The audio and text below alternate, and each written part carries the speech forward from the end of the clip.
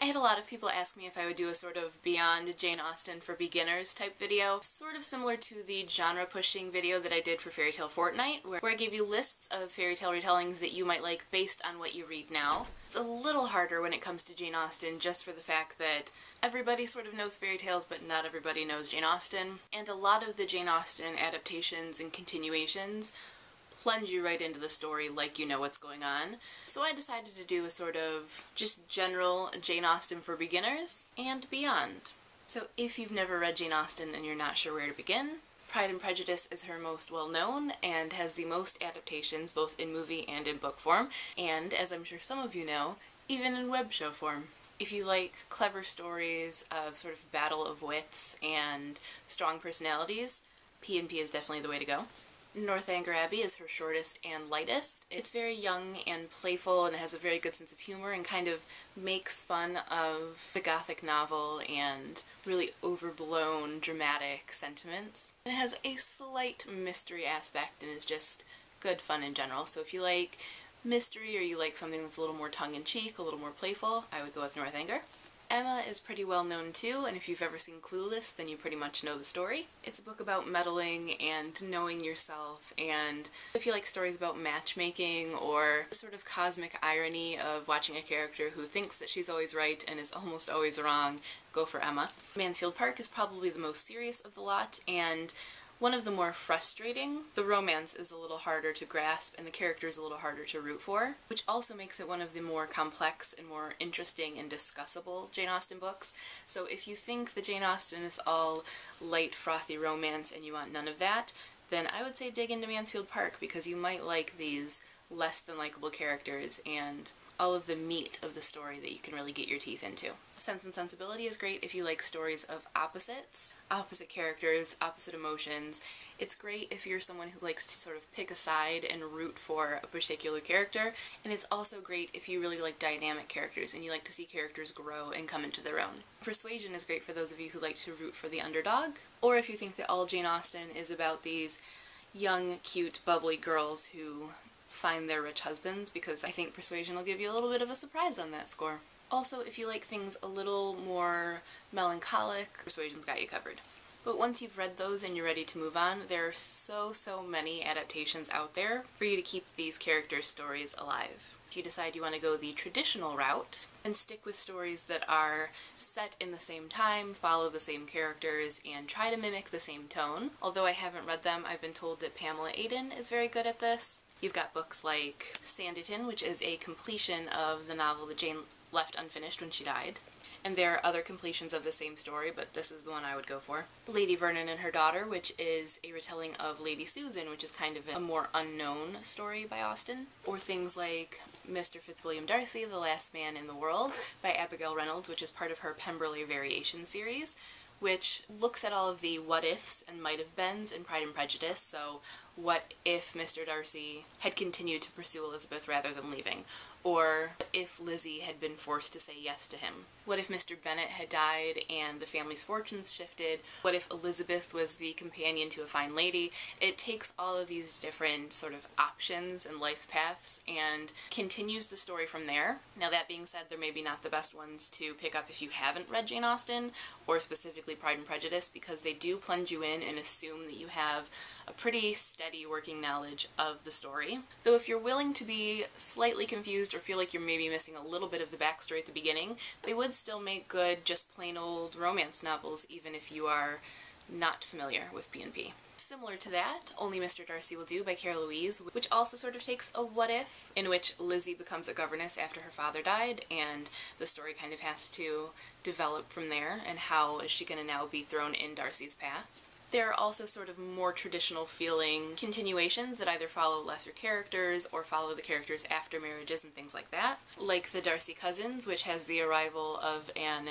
improper American cousin on the scene, or The Trouble with Mr. Darcy, which continues Pride and Prejudice after the marriage. And if you really want the after the marriage bits and you want some sort of steamier takes on your Jane Austen, some of the ones that I've mentioned already do have some pretty fan-worthy scenes, but there are also those that take it to a completely different level, like Linda Bradall's Pride and Prejudice Continue series. The first one is Mr. Darcy Takes a Wife, which I no longer have, and I didn't even think I had this copy actually, but this was kind of the first to break on the scene and give us some Darcy sans breeches. If you really want to go there, there are even things like Pride and Prejudice Hidden Lusts by Mitzi Serrato, which is a straight up hilarious erotica retelling of P&P. So that one's maybe a little less on the traditional side. Or if you don't want traditional at all, if you feel like I want to leave behind the corsets and the high-waisted dresses, I want to see something completely new, I want something contemporary and relatable, there are tons of contemporary retellings out there. From things like Juliet Archer's Persuade Me, which is a modern retelling of Persuasion that really translates the story to a modern setting really, really well, and is just super engageable. Engageable? Engaging. It's engaging. Or light, frothy, just for fun romances like A Weekend with Mr. Darcy by Victoria Connolly, or Tide and Prejudice, which I can see sitting on my bookshelf. Just fun, very quick-moving, light contemporary romances that use the stories and the characters, but also use a sort of metafiction aspect where these characters are very aware of the characters that they're portraying. Like Jane Austen Ruined My Life by Beth Patillo, which is about a Jane Austen scholar but also follows the sort of traditional steps of the romance.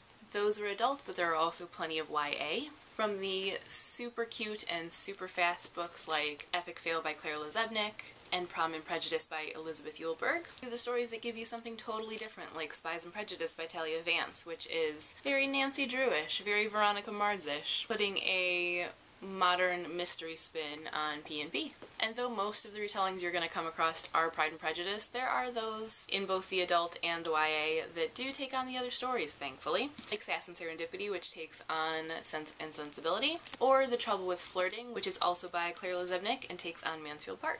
If you're like traditional or contemporary, I don't really care, I just want something different and fun. There are all kinds of stories that are playful nods to Jane Austen or mashups of things that just delight in twisting the stories. Of course, you're all familiar with Pride and Prejudice and Zombies. Who isn't? This is Dawn of the Dreadfuls because I personally didn't like Pride and Prejudice and Zombies, though I do think the rest of the series is worth a read.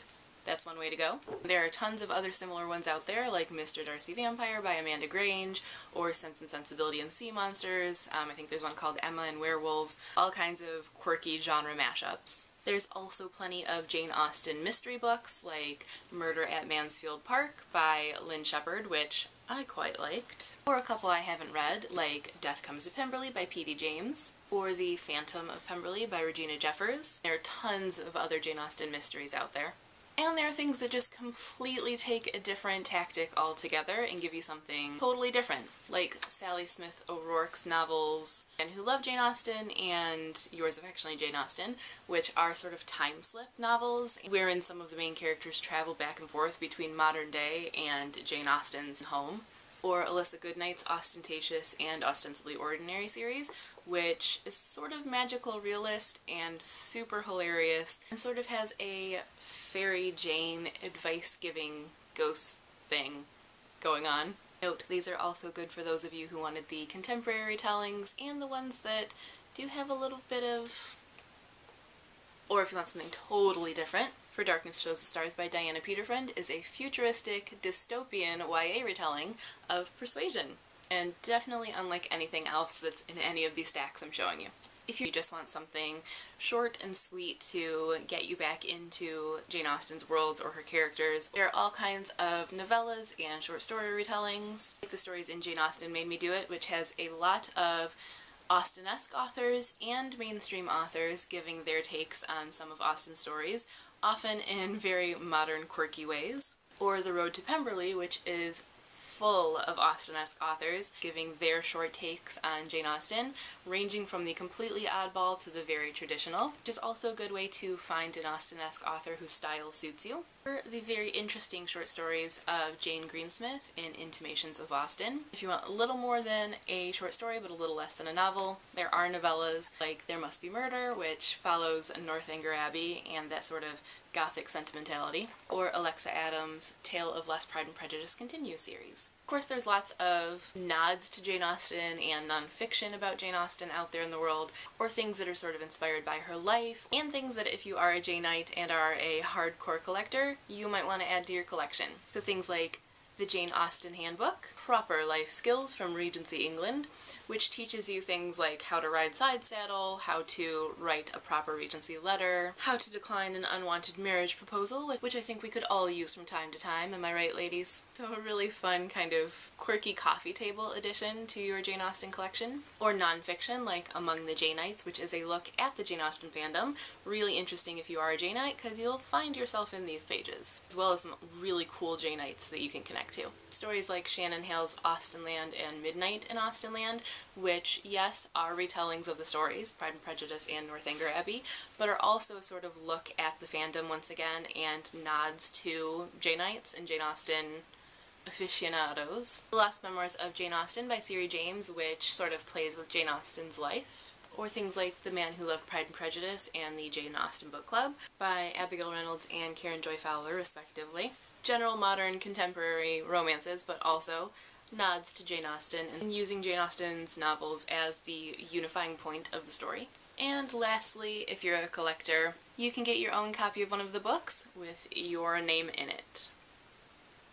Lots of things out there for all of you confirmed and budding newbie Janeites. There really is a little bit of something for everybody, and there's more being published every day. And there are so many books that have Jane Austen's influence that aren't retellings and aren't nods to her, but that are just so influenced by her that they can't help but seem like nods to her. Basically, there's just a ton out there for you. Tons and tons and tons out there.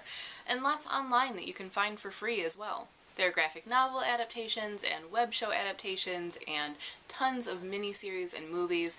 There's so much out there. So that is all for Beyond Jane Austen for beginners. I hope you found something that intrigues you and that you would like to read. And if you do read any of these or have read any of them, I'd definitely be curious to know your thoughts, so make sure you leave a comment. Also, if you have any really good Jane Austen-esque recommendations for everyone watching, please leave a comment or do your own video or blog post as a response. And of course there are tons more that have been showcased in Austen in August this year, ranging from Pirates and Prejudice to Steampunk Darcy and everything in between. So tons more for you to find out about over at Austen in August. That's all for me for now. Thanks for watching, and as always, happy reading!